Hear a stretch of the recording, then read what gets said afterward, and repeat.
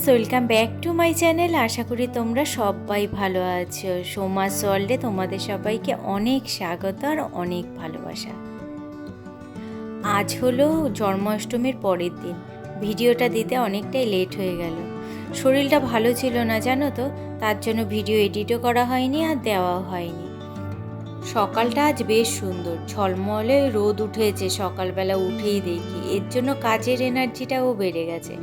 এক টানা বৃষ্টি হতে হতে না ভালো লাগে না তখন আর আর একটু রোদ উঠলে পরে তখন মনটা বেশ খুশ মেজাজ হয়ে যায়। সকালবেলা উঠেই চলে এসেছি সংসারের নানান কাজে। ঘর দরজার অবস্থা তো দেখলেই একদম বাজে ছিল। তারপরে আসলাম বিছানাটা গোছাতে।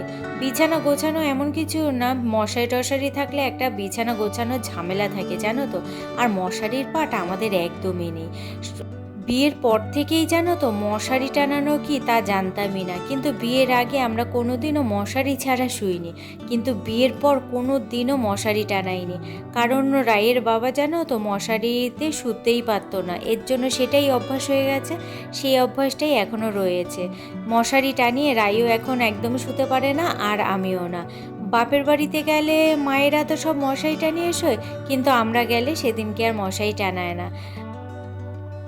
আমাদের জানো তো মশারি টানিয়ে শুলে এখন মনে হয় যেন দম আটকে যাচ্ছে। এর জন্য বিছানা তোলার কোনো ঝামেলাও থাকে না। ঘরের দরজা জানলা সব খুলে দিয়ে এখন জামা কাপড়গুলো ভাঁজ করছি। এগুলো কালকের জামা কাপড়, কালকে আরও কিছু ভাঁজ করা হয়নি, গোছানো হয়নি, সেগুলোই এখন গুছিয়ে গুছিয়ে কোনো রকম রেখে দিচ্ছি।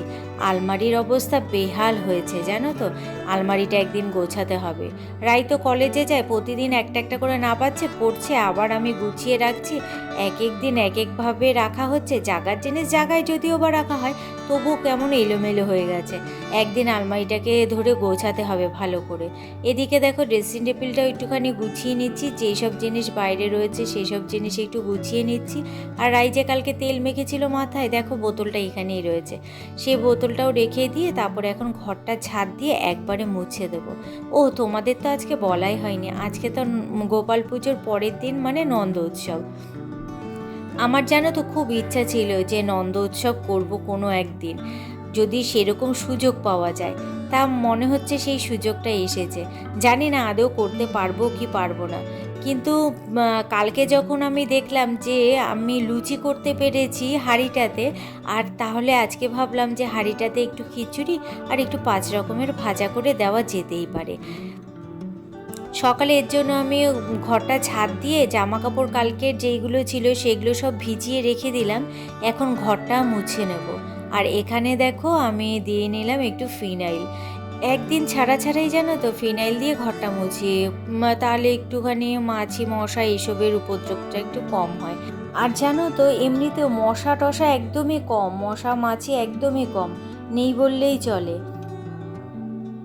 ও যেটা বলছিলাম তোমাদের, তা আমার জানো তো অনেক দিন ধরে ইচ্ছা ছিল যে নন্দ উৎসবের দিন আমি একটু খিচুড়ি ভোগ দেব, কিন্তু এতদিন তো ভাড়া বাড়িতে ছিলাম, সেরকম জায়গাও ছিল না।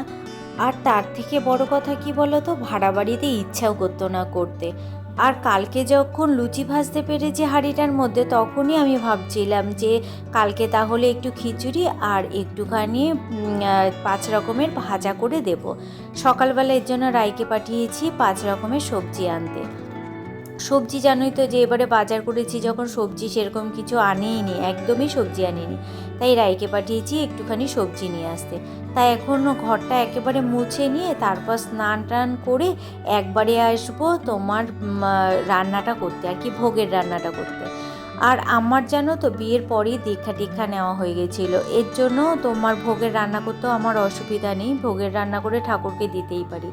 আর শুনেছি দীক্ষা নেওয়া না থাকলে নাকি ভোগের রান্না করা যায় না। যাই হোক, এদিকে দেখো আমার ঘর মুছে বাসনগুলো মেজে নিচ্ছি। ঠাকুরের কালকের অনেক বাসন বেরিয়েছে, সেগুলো তো আর কালকে কিছু মাজা হয়নি, সব কিছুই আজকে মেজে রেখে দেব। আর অনেক দিনের ইচ্ছে পূরণ করতে পারবো বলে মনটাও বেশ খুশি জানো তো। তারাও এবার বাসনগুলো একটু ভালোভাবে আগে মেজে নিই।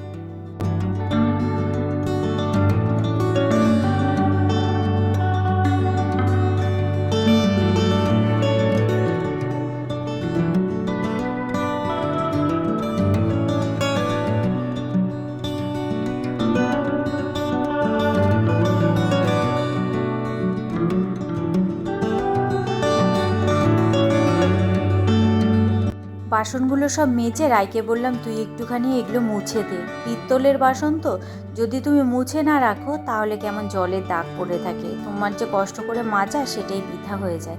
এই কারণে রাইকে দিয়েছি মোছার জন্য, আর আমি স্নান করতে চলে গেছি। যে এসে তো রান্নাটা করতে হবে, তবে তো আমাকে পুজোটা দিতে হবে, তাই না? এর জন্য আমি স্নান করতে গেছি। স্নান করে চলে এসেছি দেখো, আর এখানে সব ঠাকুরের ভোগে যা দেবো 5 রকমের ভাজা, সেগুলোই কাটতে বসেছি। এনেছে কুমড়ো, ভেন্ডি, তারপরে বেগুন, পটল, আর ঘরে তো আলু ছিলই। ব্যাস এই, এখন ঝটাপট রান্নাগুলো সব করে নেব। আর জানো তো, শ্রাবণ মাসে তো মনসা পুজো হয়, জানোই তো আমার শ্বশুরবাড়িতে মনসা পুজো হয়। ভেবেছিলাম রাইকে এবার দীক্ষাটা দেওয়াবো, কিন্তু দুজনেরই অসুবিধা হয়ে পড়াতে তা আর দীক্ষাটা দেওয়া হলো না। আর দেখি এবার আবার কোন দিন দেওয়া হয়, ভালো দিন টিন না দেখে তো দেওয়া যায় না, তাই না বলো? আর এখানে দেখো আমি সব সবজিগুলো কেটে নিয়েছি, ভেন্ডি, পটল, কুমড়ো, বেগুন, আলু। চলো এবার সব কিছু তো কাটা কমপ্লিট হয়ে গেছে, নুন হলুদ একটু মিষ্টি দিয়ে মেখে রেখেছি, এবার আমি ভাজাগুলো সব করে নিই।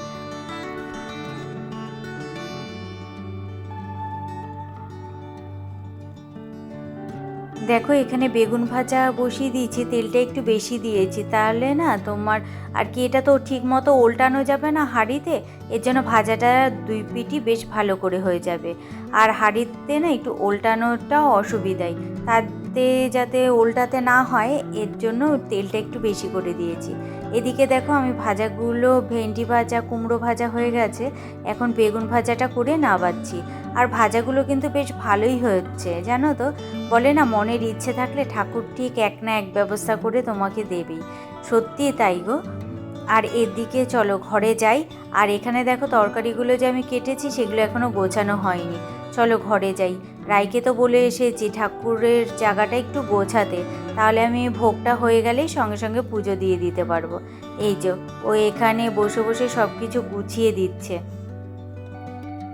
আমাকে এক একবার করে জিজ্ঞাসা করছে আর একটু একটু করে গোছাচ্ছে, বলে বলে আর কি সব কিছু সুন্দরভাবে গুছিয়ে নিচ্ছে।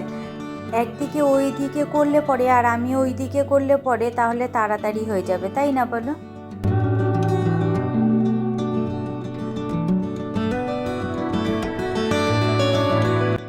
আমার সব গোছানো গাছানো কমপ্লিট, আর এখানে এনেও ভোগ দিয়ে দিয়েছি, আর পুজোও কিন্তু হয়ে গেছে। তাই ভাবলাম তোমাদের সাথে একবার শেয়ার করে নিই। আজকে আর পুজোর সময় তোমাদের সাথে শেয়ার করিনি কিছু, একবারে মন দিয়ে পুজো করেছি। আর এখানে দেখো আমার গোপালকে কিন্তু আজকে এমনি মালা পরিয়েছি, আজকে কিন্তু এমনি ফুলের মালা আর পরাইনি, কারণ কালকে যা ফুল ছিল সেটা দিয়ে আজকে পুজো করলাম, আজকে আর আমি ফুল আনিনি। দাঁড়াও তোমাদেরকে সামনে দিয়ে দেখাই আমার গোপাল সোনাকে কেমন লাগছে আজকে। কালকে একরকম লুক ছিল, আজকে আরেক রকম লুক। খুব যেন তো ইচ্ছে আছে পিতলের গোপাল আনার, কিন্তু বলে না যে যদি না আসতে চায় তাহলে কি করে আসবে, তাই না? তো আমার মন চাইলেই তো হবে না, যদি আসার ইচ্ছা হয় ঠিক একদিন না একদিন আসবে। চলো তাহলে আজকের মতো ভিডিওটা এখানেই শেষ করছি, দেখা হচ্ছে তোমাদের সাথে আগামীকাল একটা নতুন ভিডিওর সঙ্গে। তোমরা সবাই ভালো থেকো, সুস্থ থেকো আর সাবধানে থেকো। চলো তাহলে আজকের মতো টাটা।